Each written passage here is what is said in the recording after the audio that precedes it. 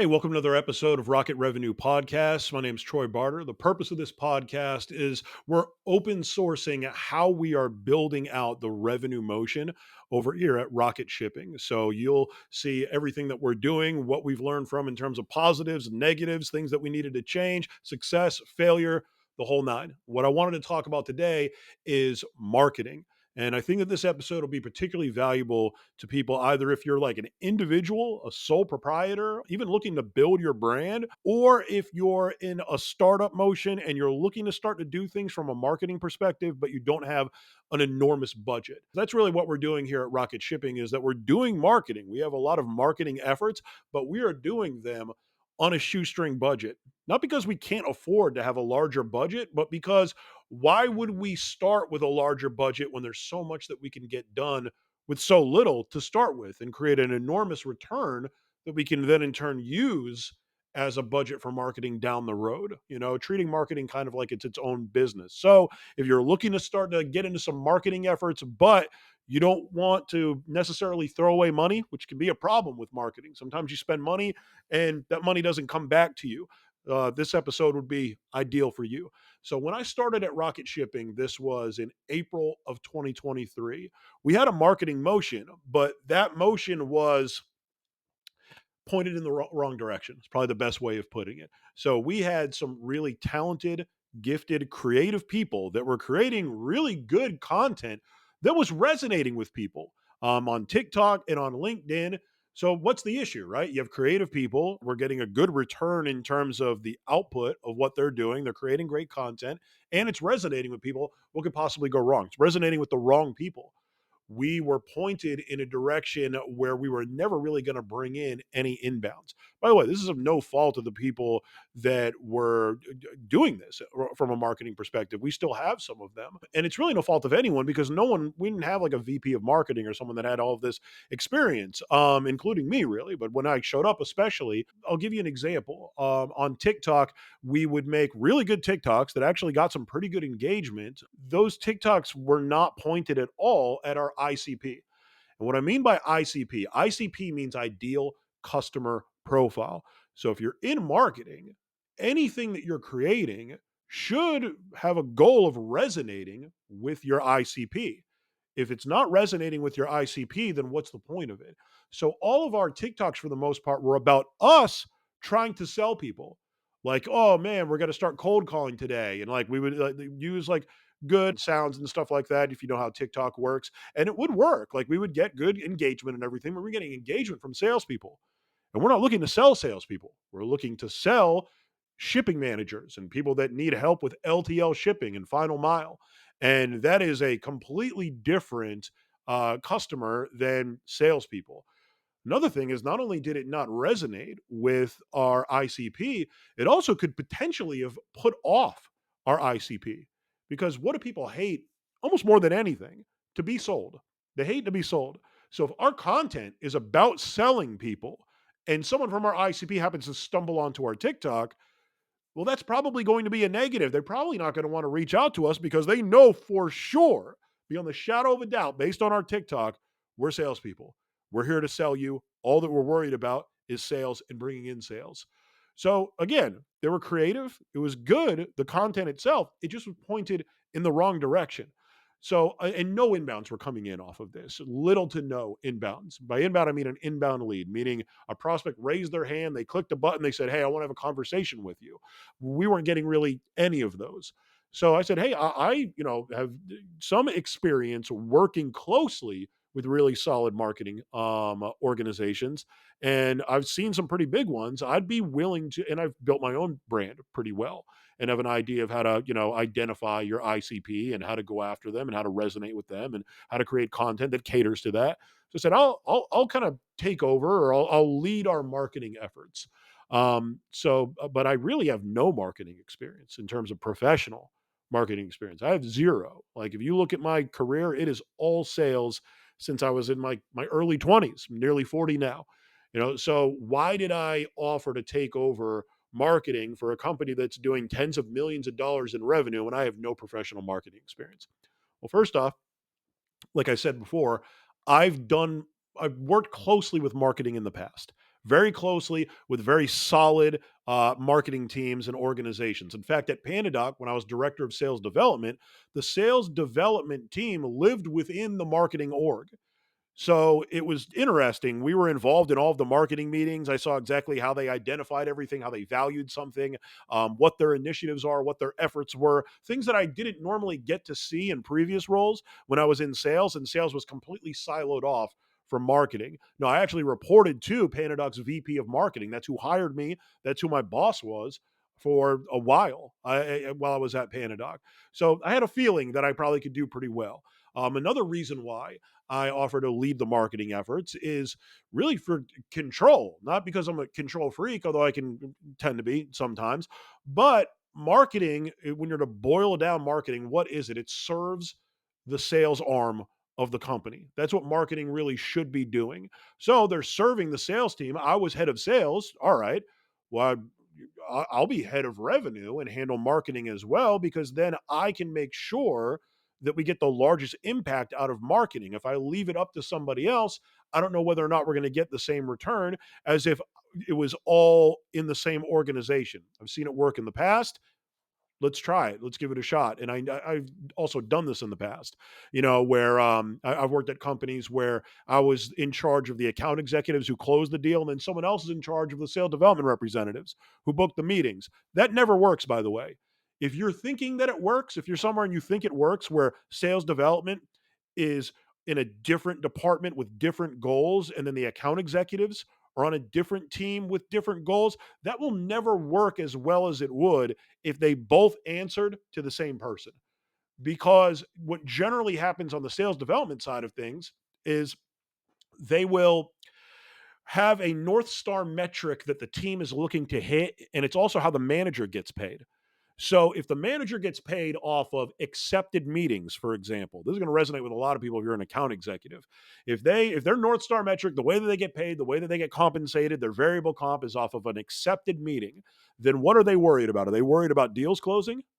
They could care less about a deal closing. What they're worried about is whether or not those account executives on the other team are willing to accept the meetings. And what happens almost every single time over time is the sales development team, including their manager, begin to resent the account executives if they don't accept the meetings. They're not worried about what they could do differently, because they know that all the AE needs to do is hit accept. So why should we worry about getting better? Why don't we just worry about the fact that you should be accepting these and you're being a prima donna? When in reality, that's not the case. They're not doing everything that they could to set up the most qualified meeting possible. But when that org is answering to someone that gets paid off of an accepted meeting, they don't have any incentives to go the extra mile to put up a meeting that will actually turn into a deal, that's actually ICP and all of those things. Same concept that I look at when it comes to marketing and sales. If marketing is serving sales, then I want all of their North Star metrics to serve sales.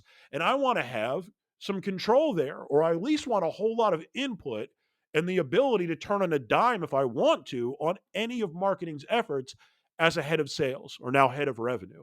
So that was the second reason. So I'd seen this in the past with Pandadoc. I'd worked closely with marketing. I also believe that when marketing and sales are really running in the same direction, answering to the same person, if the person has the bandwidth, like I said in the last podcast, then why wouldn't we start to run with that? And another big thing that I is important to me that I always look at when it comes to the sales process, how we can up revenue, how we can go way over target. I look for levers that I can pull that will have the highest chance of a positive impact on the number with the least chance of a negative blowback. And marketing, when I offered to lead the marketing initiative here, that lever was very obvious, because marketing was doing next to nothing in terms of actual where the rubber meets the road, bringing deals in or helping bring a deal in somewhere in the sales process. But we had really good, gifted, creative people that were bought in, positive, great culture fits, like everything was solid, except they were just pointing in the wrong direction. So when I look at that, it's like, man, I could easily point them into the right direction with my experience. And also, I'm a creative as well. Like, I've been creating multimedia, whether it be videos, whether it be images, whether it be anything, for over 2 decades now. just because of my experience. I mean, we've talked about this before, but I was a battle rapper for years. You have to do your own videos. You have to mix down your own stuff. If you're creating a song, you have to do your own promotion. You have to make your own album covers, like all of these things I've been doing for over 2 decades at this point. So I had a pretty good feeling that if I got in there with those creative people, pointing them in the right direction, worked collaboratively, where they know that I'm willing to get in there and assist, work with them, create these SOPs or standard operating procedures for all of these things, there's a very high chance that we're going to get a really positive impact out of that. And then the final reason, like I said in the last episode, I view my career like it's a game of risk, and I want as much territory as I can handle. I want as much territory as I can get as long as I have the bandwidth for it. So that's kind of where marketing was, why I offered to come in and oversee things from a marketing perspective. Now, probably the important part is why, how we did it, or what it is that we're doing right now. So, from a marketing perspective, here's what we've done to level up marketing. Our philosophy on marketing, as it stands today, is one pretty simple sentence: we're looking to create evergreen content that widens our sales funnel from the top of the funnel to the bottom of the funnel. Very simple. Evergreen content that will widen our sales funnel at every stage of the sales funnel, from the top of the funnel down to the bottom of the funnel. And the goal here is to do this with content that is not going to be big budget content, not things that are going to cost thousands upon thousands of dollars to produce a commercial or something like that, or to spend money on ads or anything like that. We're not doing that. That's not what we're doing. We have a very strong outbound motion here. We're actually over delivering on our target just from going outbound, which, by the way, we barely do much emailing. We do some emailing, but we don't do like heavy sequences. It's a lot of just straight cold calling. That stuff still works. So, marketing, instead of it being like, let's bring in inbounds at the top of the funnel, it's no, let's create content that will help the salespeople across the board.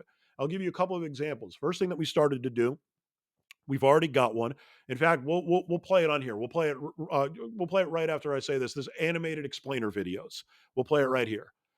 And what an animated explainer video is, you've probably seen them before, where it's like a quick animated, it almost looks like a commercial, and it breaks down either like a pain that your prospect might have and how the solution takes care of that for the prospect. The first one that we did was just an overview of rocket shipping and what separates us, what makes us unique to other offerings that are out there, what makes us ideal, and what would make it very easy for somebody to pick up and start running with us if they're interested, and where to go from here.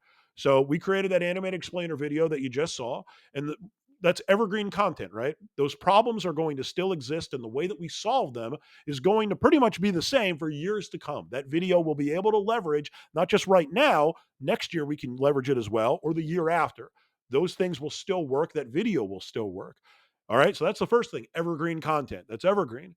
I'm not wasting budget on that because it's only something that's going to be good for one ad and it's seasonal or something like that, or it's very time sensitive. It's leveraging something where if I try to do this again in 6 months, it won't work anymore. It's evergreen content, right? And then what's the purpose of that evergreen content? It's to widen our sales funnel from the top of the funnel all the way to the bottom of the funnel. What I mean by widen a sales funnel, literally just picture a funnel, right? So at the top, you have your leads that come in, whether they be inbound, whether they be MQLs, whether they be stuff that you're going after outbound because you've identified that that might be a solid lead for you. And the more that you go after or introduce into your funnel, the wider the top of your funnel becomes. And you can also widen it as you go down in your funnel, because the reason why a funnel isn't just a cylinder and it starts to tail in and it starts to get smaller as you go down and down the sales process is that at every stage of the buying process, there's a conversion rate, and it's extraordinarily rare that that conversion rate is ever 100%. So you might start at a lead, right?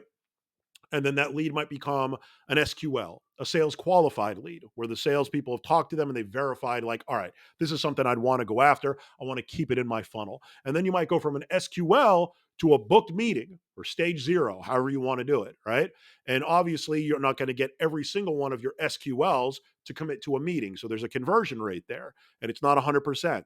And then it goes down and down and down until it goes to closed one.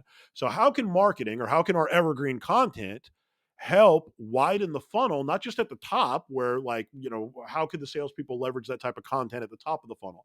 Well, you have a video, you can email someone and say, hey, I've got a quick video that would explain how we could help you out with your LTL process and solve this, this, and this. Would you be interested in taking a quick look at it?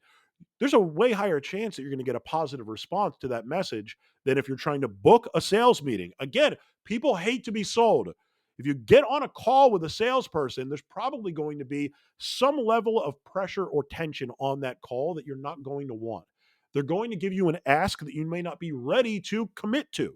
So people naturally don't want to get on a sales call if they can help it.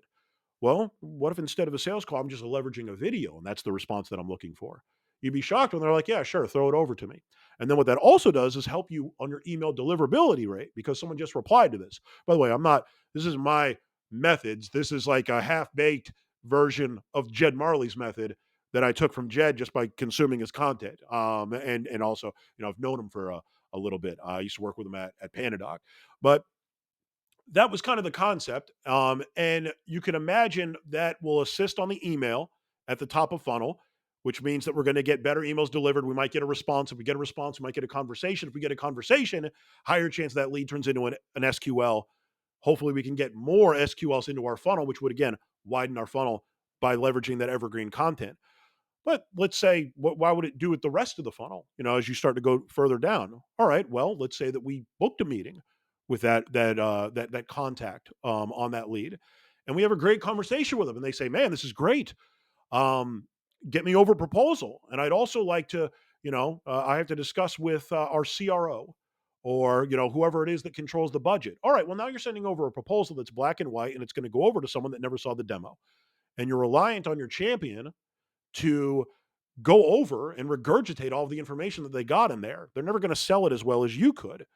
Well, we can take that evergreen content and embed that into our Panadoc proposal, where when we send it over, it's right there on essentially the first page of the proposal. Here's a breakdown of what we do.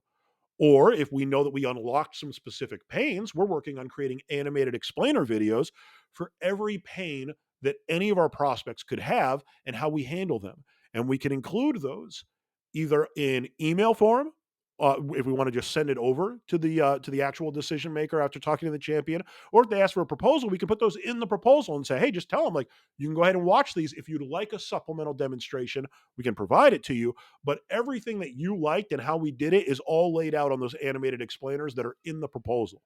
That also lives in our CRM as well. So all of our marketing efforts are now templates that live within Panadoc. Love Panadoc, worked for them. I think for our use case, there is no better proposal software that's out there, and it lives within our CRM. So now, when the salespeople are talking to somebody and they unlock a pain and they say, I can't commit to a meeting, they can grab an animated explainer in a Panadoc that also has maybe some text, maybe a little additional stuff, and send it over and say, hey, you had mentioned that this was a pain of yours. I'm going to send this over. And now you have a reason to follow up with them as well, because now you sent that over. Now, when you call, you don't say, hey, I'm just following up. You say, hey, I was giving you a call because I had sent over that animated explainer to get a chance to get a look at it. How'd you like it?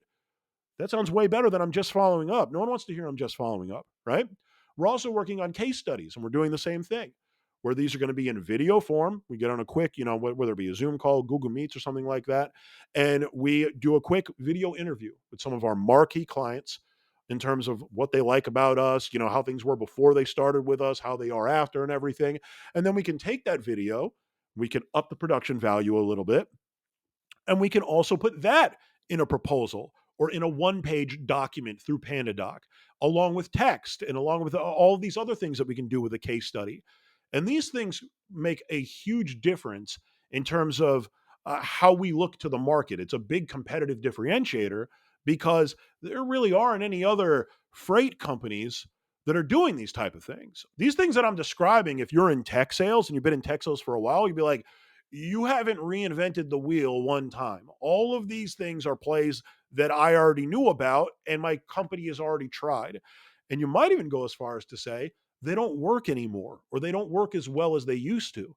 So, one thing to keep in mind, whether you're in tech sales or whether you're in any type of sale in reality, the things that people say are passe in your industry or don't work anymore only don't work anymore in the industries where it's been oversaturated with the amount that they've been targeted with that tactic. So in the freight industry, no one's doing animated explainers. We're also doing a weekly newsletter and we're doing webinars, either monthly, sometimes we'll do them quarterly. We do them when it makes sense for us to do them. And you might say webinars, those don't work anymore. Newsletters, it's like the most old passe thing. Both of those things are generating inbound leads for us, and they cost next to nothing in our budget. Those animated explainers, same thing. We got somebody on Fiverr that does them for like $200. Nothing for a video that we're going to be able to use for the next half decade. That's basically nothing. The amount of return that we get off of those videos is huge. And as we start to track how we're bringing in all of these customers, how it's helping improve the sales process, we're bringing in more revenue, that creates a budget for us to take that exact same content and maybe tweak it a little bit, but sometimes we won't have to at all, and say, all right, well, why don't we experiment with some ad spend? Why don't we experiment on YouTube and see when people are looking up LTL freight and we buy an ad that plays at the start of that video? Or as crazy as this sounds, why don't we do some on Facebook? Yeah, Facebook, that boomer social media platform that you would never think to put an ad on. This is freight. Shipping managers are not on LinkedIn the same way that a VP of sales that you might want to sell in tech sales is on LinkedIn, or a director of sales, or a VP of marketing, or someone in HR. Those people, those like real super white collar, yeah, absolutely. They're on LinkedIn quite a bit, a lot of the time, not all the time. But freight is not completely blue collar, but it's pretty blue collar. And if you can easily look, we looked it up and see that on Facebook, there are these freight groups that people have spun up that have hundreds of thousands of followers on Facebook. So there's room for us to potentially do ads on Facebook for someone that follows groups that are like that. You don't want to go where it's cool to go to find your ICP. You want to go where your ICP is. It don't matter whether it's something that is, a 15-year-old social media platform or whether it's something that's brand new and cutting edge. Where are they at? Where are you going to get the largest return? That's the philosophy that I have. Again, I am not a marketing guru by any stretch. Not bad either. I built a decent personal brand, but you want to go where the people are that are you're looking to sell and where they're going to be the least expensive to grab their attention is step two. So it may not be YouTube, it may be Facebook, you know, it might be LinkedIn. That tells me our LinkedIn efforts are probably where we're going to bear the least amount of fruit. And when I started here, it's where most of our stuff was pointed at. Same as TikTok, really. TikTok, I think, is starting to get there where there's more people than just like, 17-year-olds on TikTok. But I have a suspicion that it's Facebook where it might make the most sense for us to actually leverage ads down the road. Um, so those are the big things that I really wanted to cover. But that is one of the largest ones. Is like keep in mind when you move from one industry to another, when you're in sales, that a lot of the things that might not have worked in that previous industry will work in the new one that you're hopping into. Never assume that something doesn't work anymore if it worked before. When you have a new type of prospect or you're going into a new type of industry, always experiment with the things that you know have worked in the past in a different industry because you'd be shocked sometimes that will be the best play that you have.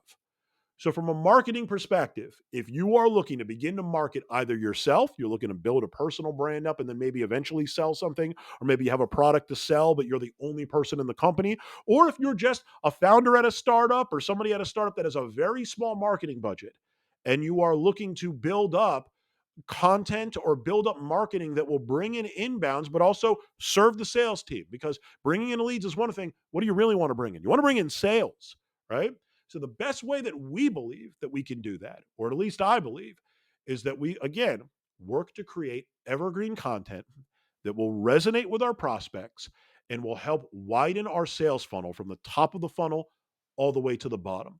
That's the philosophy. And we do it on a budget where it's all but guaranteed that we're going to get a return. So if you like this episode and you have something that you'd want us to cover, if you're watching this on YouTube, you can leave a comment. If not, you can connect with me on LinkedIn. I accept all LinkedIn connections. Just Troy Barter. Shoot me a message. We're always looking for new ideas, new topics that we can cover on the show. And until then, we'll see you next week.